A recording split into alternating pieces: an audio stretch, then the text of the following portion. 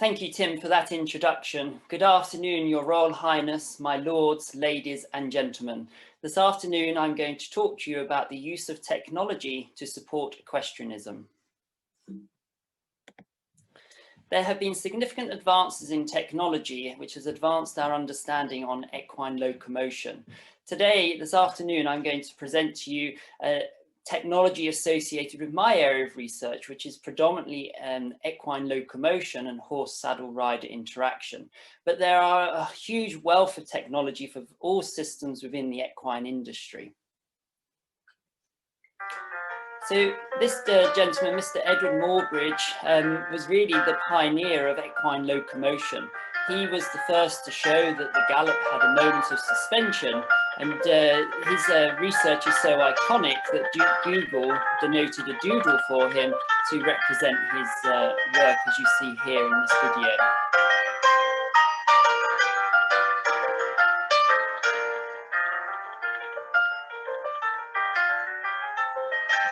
And what he did in this work was he positioned here at Stanford 24 cameras positioned so when the horse galloped through, he could take an image per camera, and then putting them together, he showed that the gallop indeed had a moment of suspension. And obviously technology has advanced significantly since the work of Mr. Moorbridge, but really it's so iconic as where it all started. So in our area of research, we predominantly look at horse-saddle rider interaction. And here I'd like to introduce a system here that is a pressure mapping system. And this system here goes underneath the saddle. I'll just pause you. This goes underneath the saddle. This is the left side of the saddle. This is the right side of the saddle. And the mat has 256 sensors, which are arranged into 8 columns and 16 rows. And they allow us to measure the pressure on the left side of the saddle and the right side of the saddle. We can get peak and mean pressures, and it's calibrated and validated, which we'll talk about later on. So as you see, excuse me, the horse trotting here, this is the horse, we can see that we get this pressure distribution, and you'll see that it's changing every stride. So this is really important for us to be able to look at in terms of saddle fit. How does one saddle fit affect pressure distribution versus another? And we've published multiple papers along with other researchers around the globe, quantifying the effects that saddle fit and design have on equine locomotion and back health. And here we have another image from our research project. Here we were looking at jumping saddles. And this is the left side of the saddle, and this is the right side of the saddle. And again, this is the horse.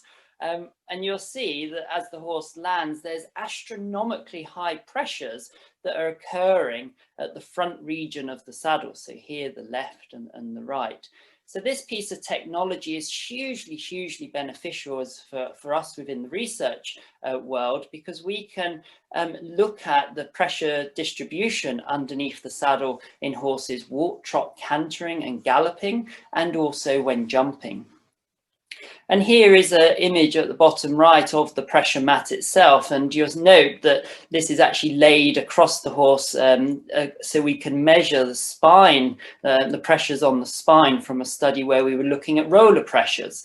So really any piece of equipment that we want to look at, we can start to quantify the pressures that are occurring underneath. And I just put this study in here because this is one of our earliest studies before the London Olympics. And you see here, this is a pressure mat. Previously, I showed you the pressure mat that goes underneath the saddle, but we've since had the mat modified and now it goes underneath the girth.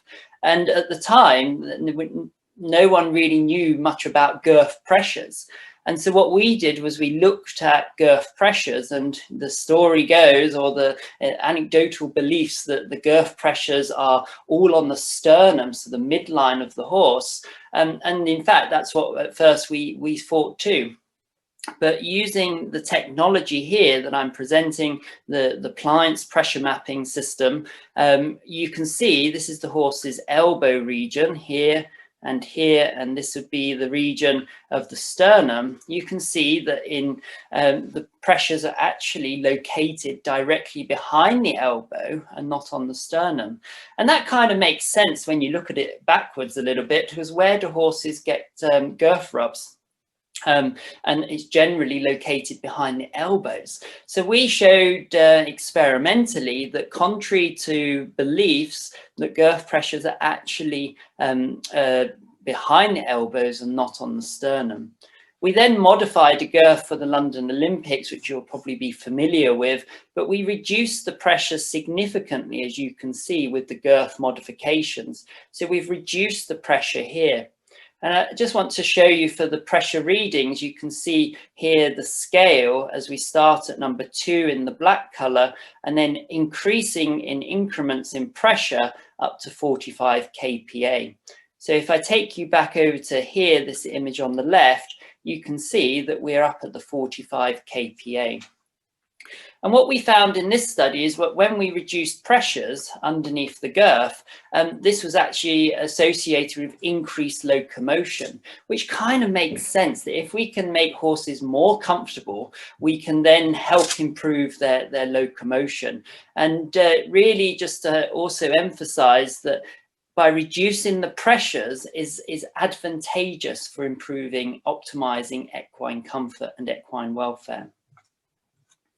So I introduced a moment ago the saddle mat that goes underneath the saddle, and then I showed you another mat that goes underneath the girth, and now I'm showing you another mat from the same technology where we quantified bridle pressures. So here you see a modified mat on the underneath the noseband, and then you see another mat, or sorry, the same mat but in a different position underneath the headpiece.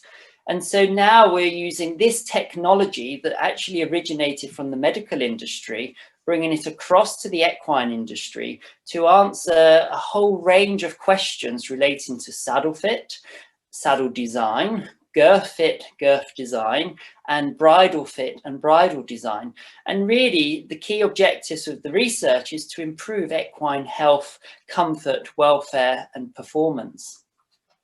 Now, again, a little bit like the girth, people speculated or assumed that girth pressures were all on the sternum. And as I mentioned already, they were located behind the olecranon on the elbows, both left and right. Similarly, with the headpiece pole pressure, people assume that there's a lot of pole pressure. And so what we see here is you are looking at the screen as if you're a rider.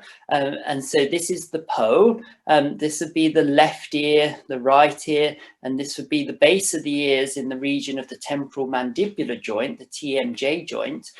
And what we can see is that, similar to the girth, there's very little pressure on the pole. And we don't have time, unfortunately, to present the whole research, but what I just want to highlight here is, if you think of a noseband, or if you can imagine a bridle that has a noseband that runs underneath the headpiece, you can see that we get this ridge of pressure running across the top of the horse's head.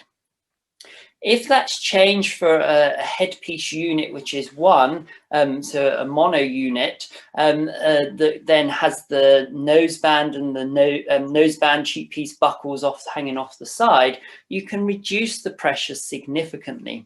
So I think in summary here, we've used technology extensively, or pressure technology extensively, to be able to look at design, fit and design of equipment, but also to give some clear guidance on how to optimize the fit of the equipment in order to improve equine health, comfort, and performance.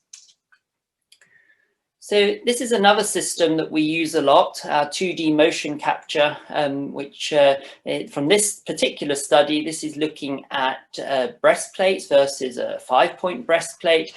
But for the purpose of this talk, it's a system where we put markers all over the horse and sometimes the rider. And this system allows us to quantify how much change, if there's a change in joint range of motion.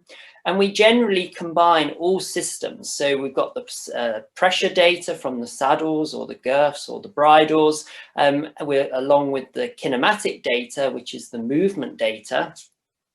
And so each color, each line is generating a number. So for example, does one knee flex more than the other?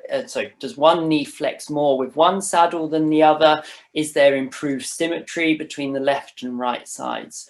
So that's what we can quantify with this system. And it is a 2D motion capture, which allows it to be portable and can be, what that means is it can be taken in the field testing, which is hugely advantageous for us.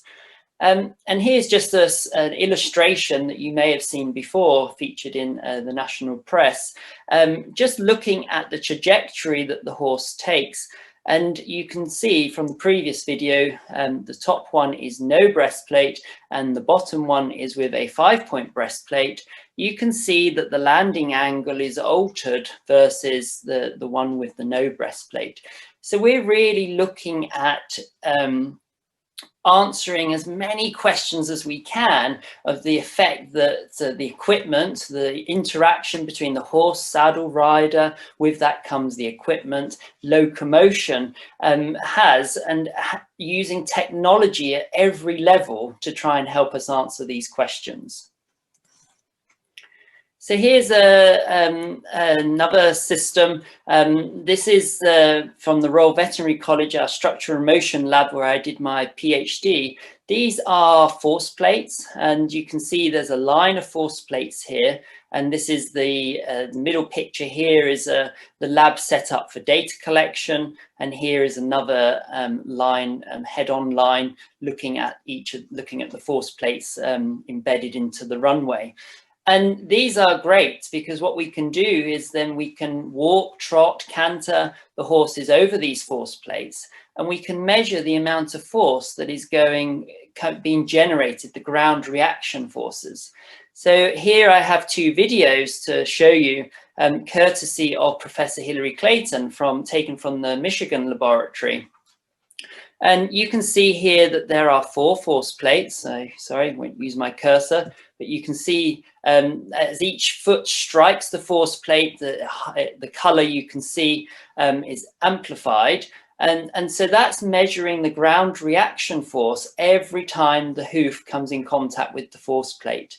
We have a wavy line here also, and this animation, a stick figure of the horse, and that's taken from a 3D motion capture system. And this wavy line is tracking the horse's center of mass, and you see how it bounces down, up, goes down, up, and it follows like a nice wave line. And you can see in the canter that the wave line increases its amplitude, and that's largely due to the suspension phase, as we'd expect. And here, just to show you, as the horse is trotting, there's these red lines coming up, and they're representing the force vectors that are being created as the hoof comes in contact with the ground. And what you may see here is that from the initial viewings of the videos, that the forelimb has increased peak vertical forces. And that's across all gaits. So in walk, trot, canter, gallop, jumping, the forelimbs have to withstand huge amounts of forces every motion cycle. And I think this is something that we perhaps don't appreciate. The horse is weighted 58% of his body weight on the forelimbs. And every motion cycle, there is a high force reading, high ground reaction force coming up through the forelimbs. And that's really part of our mission with the research, is how can we help manage these horses with evidence-based decisions and understanding. And that's where I think technology is hugely exciting, because it's giving us that vehicle to be able to understand better various things to do with equine locomotion and horse saddle rider interaction. And I just want to touch on really one area particularly. Here is a graph, a peak vertical force for the forelimb. We're not going to go too much into biomechanical data, but you see here we've got 2 lines. The green line represents an in-hand condition, which means the horse is just trotted in hand. And then we've got a grey line, which is representing a rider condition, so the horse is ridden in trot. On the horizontal axis, we've got percentage of stance, and just the stance phase is when the hoof comes in contact with the ground, the limb rolls over to the point where the toe is taken off the ground. So that would be referred as the stance phase. And then here we've got the force. And what you can see is that with the rider on board riding the horse, there is an increase in peak vertical force. In contrast, if we look at the hind limb data, you can see there's very little change in hind limb data, in hind limb forces. So just simply getting on the horse will increase the forces on the horse's forelimbs. And that is why I feel so passionate that we have to learn more, keep challenging ourselves, keep advancing our understanding. And with the use of technology, we can really accelerate our understanding and really to help improve equine welfare and comfort. By understanding more, we can then support the horse better. So here's another system that I want to introduce. This is inertial measuring units, and the one that's spinning around frantically in top right-hand corner is one of the sensors. And these have triaxial accelerometers, gyroscopes, magnometers. And one of the benefits of this system is it can capture multiple strides, and we can start to measure horses in a circle direction. So one of the limitations with the force plates is that's generally confined to a laboratory, so there's always a trade-off with the technology, and that's why we try and combine as much as we can. But with this system, we can actually start to get multiple strides over different surfaces. And what this system's doing is looking at movement symmetry of the horse. And just looking at these pictures here, these are 5 of the sensors that are positioned on the pole, the withers, the midline of the pelvis, the tuba sacrale, and the left and right tubercoxes. And again, not going to go too much into data, but what we get here is a nice graph, and we just focus on this data here, the sacrum. And if this is the left hind, this is the right hind, and then we've got 2 low points on the graph which relate to the weight-bearing component of the stride. And then we've got 2 high points on the graph, 2 peaks which relate to the push-off component of the stride.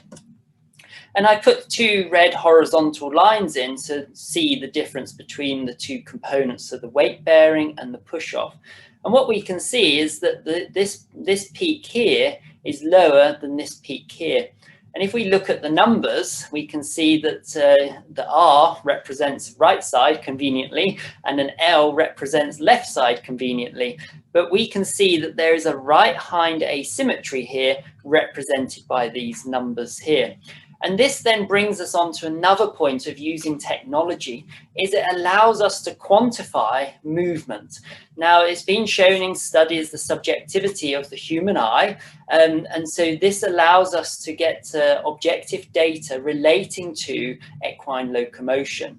And I think these systems, they help support decision-making, they aid decision-making, but they certainly do not replace decision-making. And so I think that's really clear that technology should not be seen as a replacement, for example, for other veterinary interventions. It's there simply as a support mechanism to be able to reliably and accurately quantify, in this case, locomotion. And I think, again, not going too much into the data, but what I want to just draw your attention to here, this is a pre and a post veterinary intervention. And so what we can see, you're going to become experts now, but we've got a right hind asymmetry. So you see here 12R in the push-off component of the stride, and 22R and 9R. So this indicates a right hind asymmetry. And we won't dwell on too much on the forelimbs. But if we then look at the post data, you can see, so post veterinary intervention, you can see how that asymmetry from the right hind has now altered and the horse has become more symmetrical behind.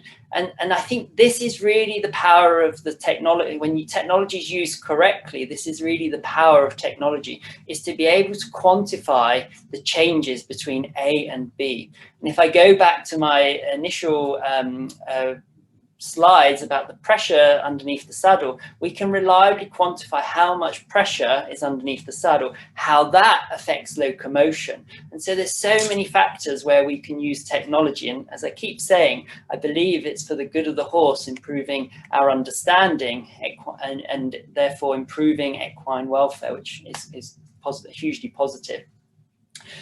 More recently, very excitingly, we have been using the sensors underneath the saddle because they're so small and they can capture multiple strides. So we've been positioned, and we've got papers coming out in the coming months looking at spinal kinematics underneath the saddle. So that's very useful and hugely exciting. And again, I wonder in a couple of years' time where we will be with new technology that is coming online. This is something that you'd be familiar with, a flexi-curve ruler. This is a simple tool, but it's very useful at measuring changes in the epaxial musculature.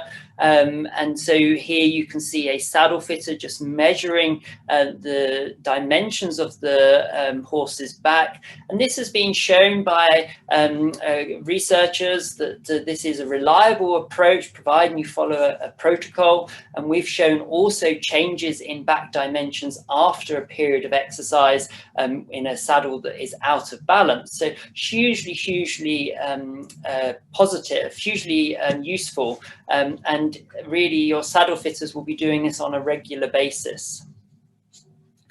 And then something else, just as a tool you could use at home, is our training jackets, where you just cut away the noise. If you're going for a training session and you wish to have your coaches critique your position or evaluate your position, don't go in a blouson jacket. You can cover up a multitude of positional asymmetries. We need a tight, snug fitting jacket. So it's just a simple tool to raise awareness. And also just markers positioned on the middle of the cantle of the saddle, top of the tuba sacrale, top of the tail, can help illustrate if saddles are displacing one way, as we have here. So this is from a previous study where we were looking at saddle position. Here you see saddle slip to the right. So there's that marker on the back of the cantle, third marker up. Third marker up, and you see that the saddle is slipping off to the right. And then here, the same horse, same rider, after saddle re-intervention with a qualified saddle fitter, you see the third marker up, 1, 2, 3, the saddle slip is now being reduced and is now straight. And these are just simple applications of using technology. This is a high-speed camera capturing at 300 frames per second. If you have an iPhone, you can capture at 120 frames per second. And so you can have an improved ability to look at these subtle movement patterns that could be indicative of asymmetry. And I'm a big fan of riders videoing themselves, well, not themselves, but getting someone to video them, and from this position off the left and right rein, and then WhatsApping it to their saddle fitter or their physio or their trainer.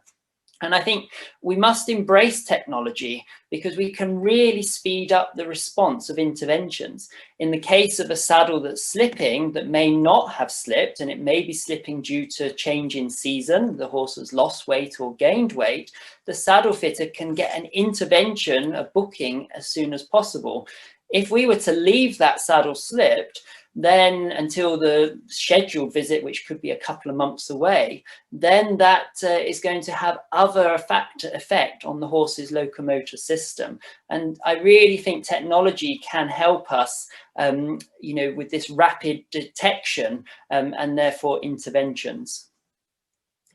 And then something else is, I should already introduce the IMU systems, but here we've got an IMU suit. This is someone mounting and you can see they're just got on the horse. but we're now starting to quantify rider position, just like we have the horses. Now we're looking at the riders, so seeing how does the riders segments, and here's just some early data of the rider's position changing through the moment of throughout the stride. So this is all very exciting, and is really owing to new technology coming online. And there's now a real wealth of wearable technology coming online, which I'm sure you're aware of. And here is a system where the sensor is attached to the left side of the saddle. And this allows us to see, or allows the rider to see, how much time they're spending on one rein. So here we see that we've got more time on the left rein and more jumps on one rein. And that's hugely, it also does other stuff like number of transitions, gait symmetry, etc. It's a very clever piece of kit. So here you see, I just took some data from one of my riders, time spent on each rein. The green bars represent the left and the grey bars represent the right. You can see from that data that there is more time spent on the left rein every day that the horse was ridden. So I have a question for you. How much time do you spend on each rein? Does this have an effect on equine health? Well, if we're going round in the same direction, are we overloading one limb more than the other? I don't know the answers yet, but this is something we are really looking at with great attention within the research. But this is a very nice little app that allows you to look at that. There's other systems coming online that attach to the girth that can measure the horse's trunk movement over fences. Again, how much time you spend on one rein to the other. And these are fairly user-friendly pieces of equipment that really just aid information for training, but also I do believe have another application of possible how we can help create this ambidextrous animal.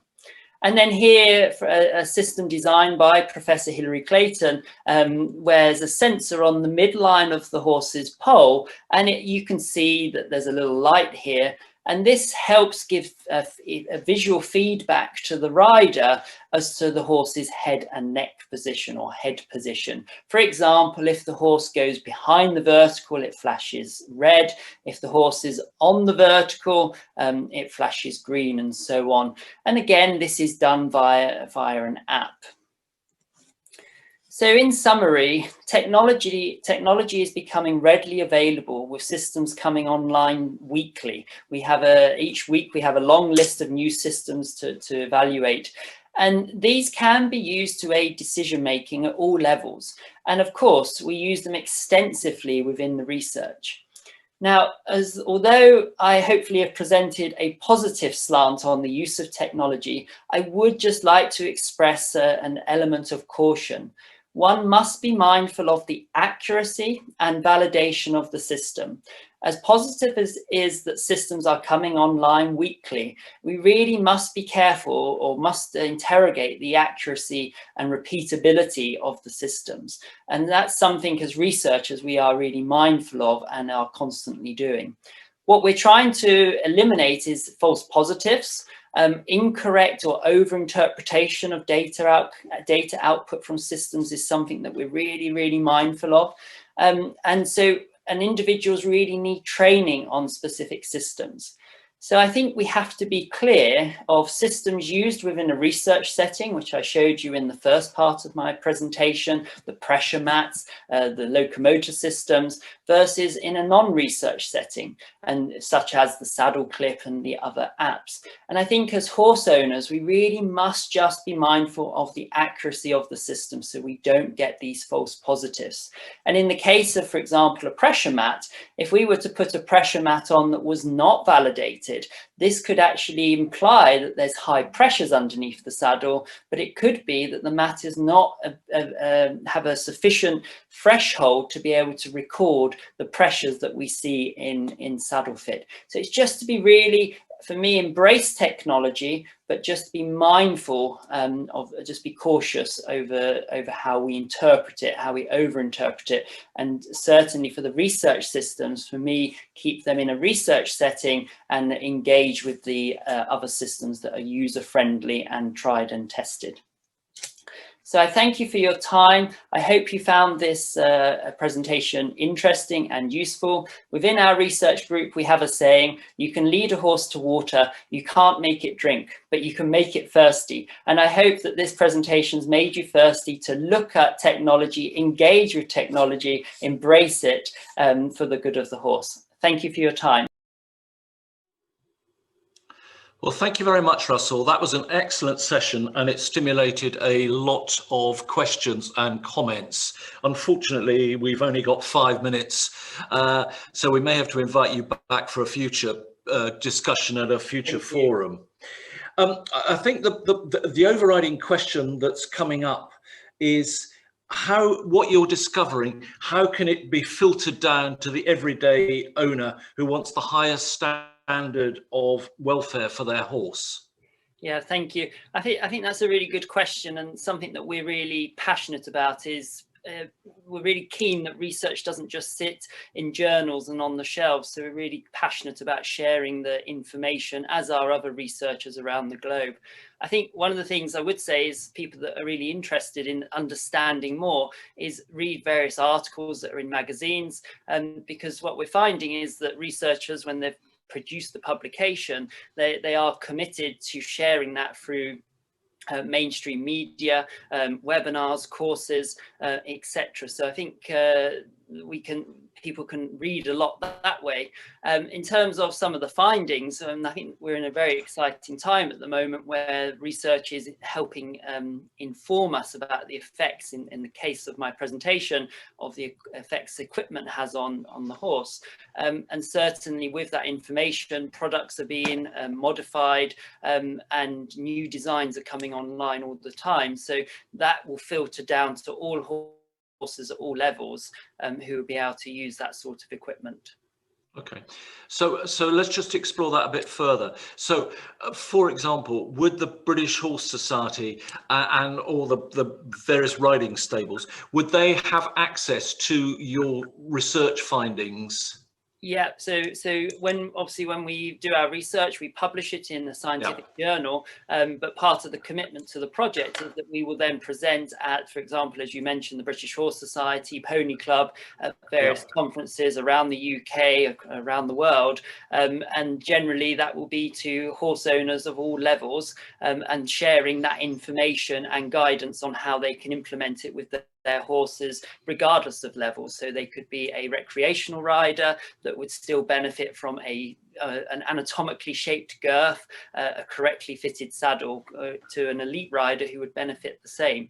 So we're really really keen that we spread that message across the whole of the industry through any means possible, because our passion, the reason we do it, is ultimately to improve equine welfare, comfort and performance, and that is really why there are 3 principles of us undertaking any research project. Okay, that's helpful. And then a very quickie, because I'm conscious of time, that there's a couple of questions asking a bit more about IMUs and how objective they are, and are they the answer? Good question. They are objective for sure, and they've been validated against 3D motion capture. They are certainly state of the art, and they are helping answer a lot of questions. I think we're in an exciting time where technology is constantly evolving, and maybe in a couple of years' time there'll be other technology coming online, but certainly at the moment they're very, very useful. Great. Okay. Well, thank you very much, Russell. That's been really helpful. And as I said, there are a number of questions, so we may well come back to you. Thank you for having me. Super. Pleasure. Thanks a lot. Bye. That's great.